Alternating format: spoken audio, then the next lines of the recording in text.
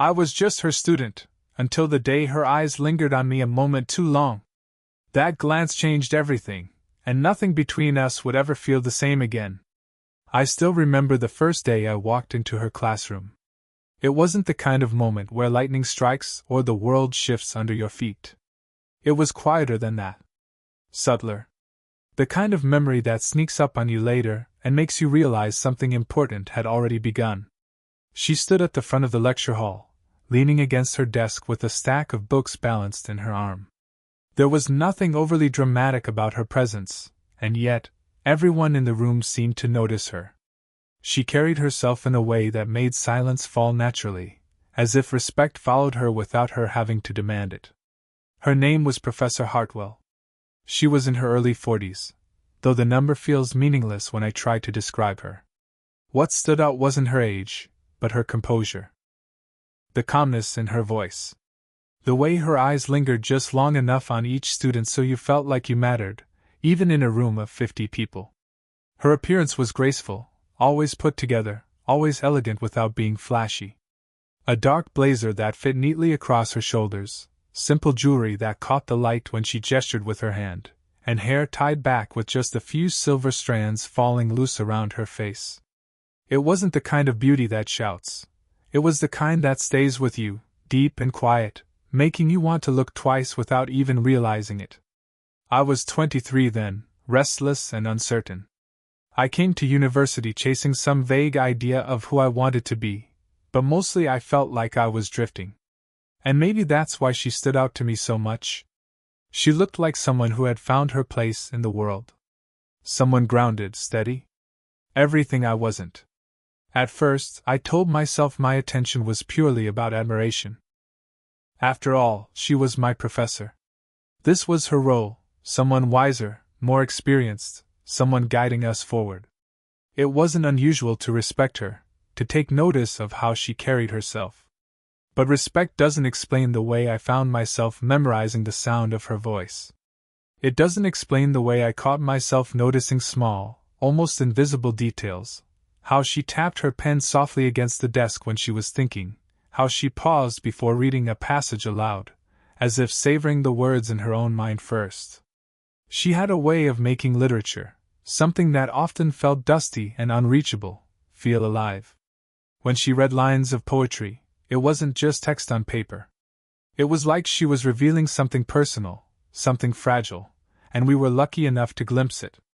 And when she looked up from the book, her eyes scanning the room, I always felt a strange jolt when her gaze passed over me, even if it was only for a second. I remember one particular afternoon, the sunlight spilling in through the tall windows, catching the silver in her hair. She leaned forward on the desk, her hands clasped, her expression soft as she asked us a question about love and literature. The room hesitated, no one daring to answer. And then her eyes found mine. It wasn't a long look. Just a brief, steady moment that made me feel like she was inviting me to speak, trusting me to fill the silence. My throat tightened, and I stumbled through some half-formed thought. She smiled, not in mockery, but with genuine patience, nodding like I had said something worth hearing. It was such a small thing, that smile. But it left me walking out of class with my chest warm in a way I couldn't explain. That night, as I sat in my room, trying to read the assignment, my mind kept circling back to her. Not just her words, but the quiet steadiness she carried everywhere she went. And I caught myself wondering, why her? Why did she stand out in a way no one else did? I shook my head, telling myself it was nothing. She was my professor. Nothing more. But still, something in me knew that first impression wasn't the end of the story. It was the beginning. It was a week later when I stayed behind after class. At first, it wasn't planned. I lingered because I didn't quite understand the assignment, and I thought maybe she could explain it again. But if I'm honest, part of me stayed just to be around her a little longer. Most students had already left, their footsteps echoing down the hall. The classroom was strangely still, the kind of silence that feels almost private. Sunlight slanted through the blinds in narrow strips, laying soft, golden lines across the floor. She stood at her desk, sliding papers into neat stacks, humming faintly under her breath. When I approached, she looked up with a small, patient smile. Not the professional one she wore for the whole class, but something gentler. Warmer. "Still here?" she asked, tilting her head. I nodded, holding up my notebook like a shield. "I wanted to ask about the essay. I think I'm missing the point."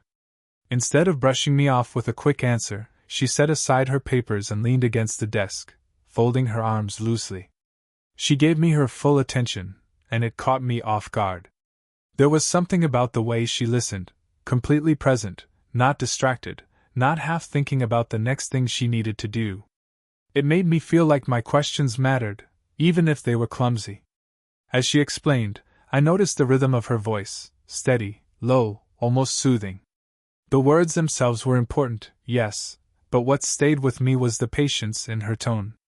She didn't just want me to understand the assignment, she wanted me to understand myself through it. Somehow, our conversation drifted away from the essay.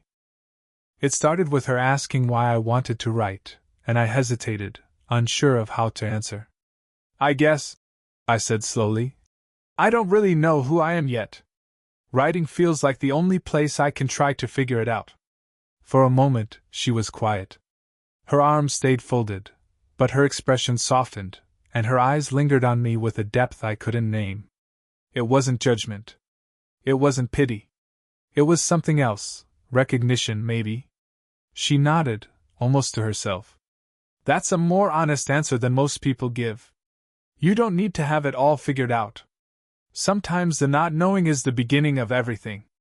Her words settled into me like seeds, quiet but powerful. I wanted to ask her more, about her, about the way she seemed so sure of herself. But I didn't. I only stood there, memorizing the way the light caught in her eyes, the way her voice lowered when she spoke like she was sharing a secret meant just for me. Eventually, I thanked her and packed up my things. She gave a small smile, almost wistful, and said, "Anytime. You know where to find me." Walking out of that classroom, the air felt different. Lighter somehow, yet heavier in my chest. For the first time, I realized this wasn't just about lessons or grades. Something else was beginning to take shape between us. And though I didn't have a name for it yet, I knew it mattered. It happened during one of those ordinary afternoons in class, the kind you never expect to remember. We were reading aloud, each student taking turns with a passage. The room was filled with the soft rustle of pages and the low hum of voices, but my mind wasn't really on the words. I was half distracted, scribbling notes in the margin of my book, when I felt it. A glance. At first, I thought it was my imagination. But when I looked up, I found her eyes already on me. Not scanning the room, not hovering vaguely over the students like a professor does. No, this was different. Her gaze lingered, steady, searching, for a fraction longer than it should have. And in that small stretch of silence, I felt the air shift between us. It was nothing dramatic. She didn't smile, didn't speak. But the moment was enough to set my pulse quickening, my throat dry. Then, just as quickly, she looked away, her fingers adjusting the papers on her desk as though she hadn't been caught. For the rest of the class, I couldn't focus. My mind replayed that look again and again, searching for meaning. Was it curiosity? Was it simply coincidence? Or had something changed? I tried to shake it off. She was my professor, after all. A woman with more years, more wisdom, more composure than I could ever claim. But the memory of her eyes, soft, thoughtful, almost vulnerable, stayed with me. The more I thought about it, the more I started noticing details I had overlooked before. The graceful way she moved across the room, her voice lowering when she wanted us to lean in and listen closer, the quiet sigh she released when she thought no one was watching. And when she smiled, those rare, unguarded smiles that slipped past her professionalism, it felt less like a professor rewarding a student, and more like a woman revealing a part of herself she kept hidden. The confusion was the hardest part. Because I didn't know what I was feeling, or if she felt it too. I only knew that when her gaze met mine, even for the briefest second, something stirred in me that hadn't been there before. It was both thrilling and unsettling. Thrilling, because it felt like a secret connection had sparked to life between us. Unsettling, because I knew the world would never understand, maybe even condemn it. That evening, as I sat alone at my desk, the look in her eyes returned to me like a whisper. Not commanding, not distant, but searching. And I realized, whatever that glance meant, whether intentional or accidental, it had shifted something inside me. I could no longer see her as just a professor. From that moment on, she was a woman. A woman I wanted to understand. A woman whose eyes, for one fleeting second, had seen me differently. It was a rainy evening when I saw her again, this time, not in the classroom. I had ducked into a small coffee shop near campus, shaking the water from my jacket as the bell over the door chimed. The place smelled of roasted beans and cinnamon, warm and familiar against the sound of rain drumming steadily outside. And there she was, sitting alone by the window, her hair slightly damp, strands clinging to her temples.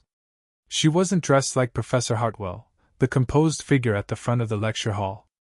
Instead, she wore jeans, a soft gray sweater, and a scarf loosely knotted at her neck. Casual. Human.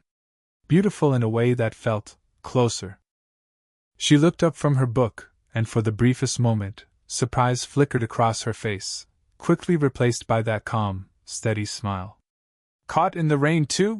she asked as I walked past, her tone lighter than I'd ever heard it in class. I laughed, holding up my dripping sleeve. "Something like that." And before I could think better of it, she gestured to the empty chair across from her. "Sit. No sense drinking coffee alone when there's company." I hesitated, knowing I probably should have politely declined. But the warmth in her voice left little room for distance. So I sat. The table between us was small, the kind where even a casual reach for sugar placed our hands close enough to brush. She wrapped her hands around her mug, and I noticed how slender her fingers were, the faintest trace of ink still smudged near her thumb. A detail I never would have caught in class. Our conversation started safely enough, books, writing, the rain outside, but there was a softness to it that felt different. Her laughter came more easily here, unguarded, and I caught myself smiling at things she said that weren't even jokes. At one point, as I reached for the sugar, my fingers grazed hers. Just a light touch, fleeting, but enough to send a quiet jolt through me. I pulled back quickly, murmuring an apology, but she didn't look away. For a heartbeat, she simply watched me, her expression unreadable, before wrapping her hands tighter around her cup. The silence between us then wasn't awkward, it was something else. Something fragile, like we were both aware of the line that existed, and how close we had come to stepping over it. When the rain finally softened outside, I stood to leave. She rose too, gathering her scarf around her shoulders. As we moved toward the door, she reached out, lightly touching my arm. Just for a second. "Take care," she said, her voice softer than before. That touch stayed with me longer than the conversation, longer than the laughter. The press of her hand against my sleeve burned quietly in my memory, as if it had meant more than either of us dared admit. Walking home beneath the damp evening sky, I realized something had changed. She was no longer just a figure in front of a classroom. She was a person. A woman. And now, she was someone whose presence lingered in me long after she was gone. It started with something simple, a phone call about an essay draft. She had left a note on my paper, asking me to refine an idea, and I nervously dialed her number that evening to ask what she meant. I expected a short, professional conversation. 5 minutes, maybe 10. Instead, we spoke for hours. At first, it was all about structure, phrasing, sources. But gradually, the edges of the conversation softened.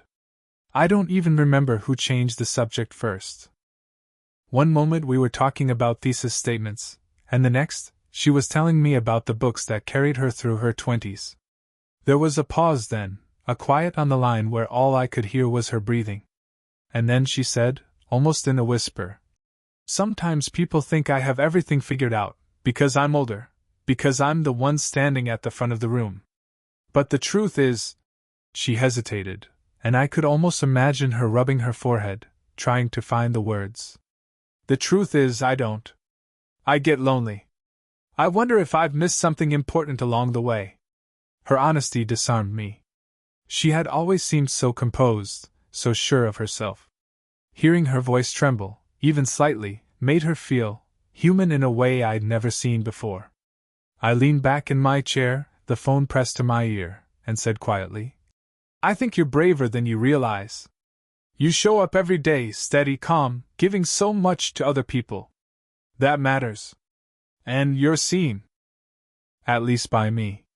The silence that followed was different this time, heavier, but not uncomfortable. I could feel the weight of my words settling between us. Finally, she exhaled, a soft, almost shaky laugh. You're too young to say things like that. Maybe, I admitted. But that doesn't make them less true. For a moment, neither of us spoke. And in that stillness, I realized how close we had drifted, even though there were miles of city streets between us. It was as if the world had narrowed down to just the two of us on the line, two people stripped of titles, roles, and expectations. Just a man and a woman, sharing truths in the quiet. Eventually, we said goodnight. But when I set the phone down, I didn't feel like I had just ended a conversation. I felt like I had crossed a threshold. Because now, I carried her voice with me, the tremor of it, the vulnerability, the quiet strength beneath the confession. And more than that, I carried the unspoken question that lingered between us. What would it mean if we let this connection grow? It was late one evening after class when we walked out together. The campus was nearly empty, the golden light of sunset fading into the soft blue of twilight. The air smelled faintly of cut grass and old books drifting out from the library windows. She carried her bag slung over one shoulder, her steps unhurried. I matched her pace, though I usually walked faster. Somehow, I didn't want the walk to end. We talked about ordinary things at first, grading, the weather, the next reading assignment, but there was something quieter underneath, a kind of awareness that neither of us wanted to name. When we reached the old oak tree near the library, we both stopped without meaning to. Its branches stretched wide above us, leaves rustling gently in the evening breeze. She rested her hand against the rough bark, tilting her face toward the fading light. For a moment I just watched her, the way the last glow of sunset touched her hair, how her shoulders seemed both strong and tired all at once. The silence stretched between us, soft and heavy. Then she looked at me. Not the quick, professional glance of a teacher checking in on a student, but something else, something unguarded. Her eyes lingered, steady, and I felt my breath catch. The world around us blurred, and all I could hear was the quiet thud of my own heartbeat. I wanted to reach for her hand. The urge rose so strongly it startled me. My fingers twitched at my side, aching to close the small distance between us. I imagined the warmth of her skin, the reassurance of her touch. She must have seen the thought flicker across my face, because she took in a slow breath and stepped back, just a fraction. This isn't. Her voice was soft, threaded with something fragile. This isn't simple. Her words cut through the air, but they weren't cold. If anything, they carried sadness, maybe even longing. I swallowed hard, nodding even though every part of me wanted to argue. Wanted to tell her that simple or not, I didn't care. That the way I felt when I was with her was worth every complication. But I stayed quiet. Because I knew she was right.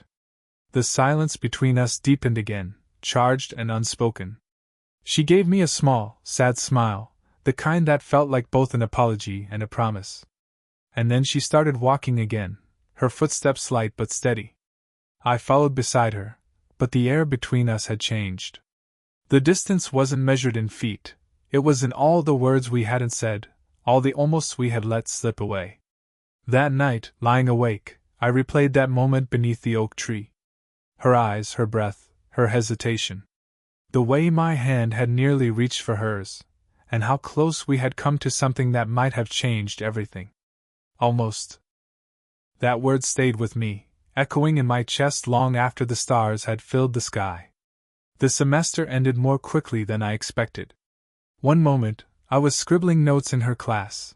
The next, the chairs were empty, the board wiped clean, the weight of exams already fading. For most students, it was just another course completed. For me, it felt like the end of something I wasn't ready to let go of. I told myself I wouldn't reach out, that the silence would be easier. But life has a way of circling back to the things that matter most. We met again, weeks later, not by accident this time. She had agreed to see me, not as a professor, not as a mentor, but simply as herself. It was a quiet cafe, the kind of place where time seemed to slow down. She sat across from me, no books, no papers between us.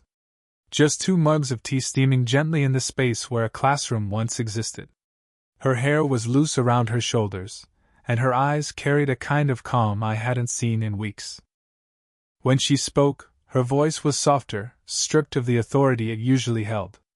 "Thank you," she said suddenly, fingers resting lightly around her cup. I frowned, unsure what she meant. "For what?" "For reminding me," she said, her eyes lifting to mine, "what it feels like to be alive. To be seen. Not as someone's teacher. Not as someone who's supposed to always have the answers. Just me." The words struck deeper than I expected. I reached across the table, not daring to take her hand fully, but letting my fingers brush against hers. She didn't pull away. In fact, she turned her palm slightly, letting the tips of her fingers press back against mine, delicate but deliberate. "You're not invisible," I said quietly. "Not to me." Her breath caught, and for a long moment neither of us moved. The cafe around us faded, the clinking of cups, the murmur of voices, all of it blurred into the background. What remained was the warmth of her hand against mine, the steady connection that had been growing between us all along. Finally she stood, moving around the table to my side. Before I could rise, she leaned forward, slipping her arms gently around me. Her cheek rested against my chest, light and unhurried. In that embrace, I felt everything: her steadiness, her quiet strength, but also the vulnerability she rarely let anyone see. I closed my eyes, holding her carefully, afraid to break the fragile magic of the moment. No declarations, no promises. Just 2 people, breathing in the same rhythm, hearts steady against one another. When she finally drew back, her hand lingered on mine, her thumb brushing across my knuckles in a slow, thoughtful stroke. Her smile was small, but it held certainty. "Maybe the world wouldn't understand," she whispered. "But you do. And for now, that's enough." I nodded, words failing me. Because in that moment, I realized the story between us didn't need grand endings. It needed only this: quiet certainty, quiet belonging. And as I walked her home that evening, our hands brushing, our shoulders nearly touching, I knew with unshakable clarity, something real had begun. Not loud, not rushed, but real. And that was more than enough.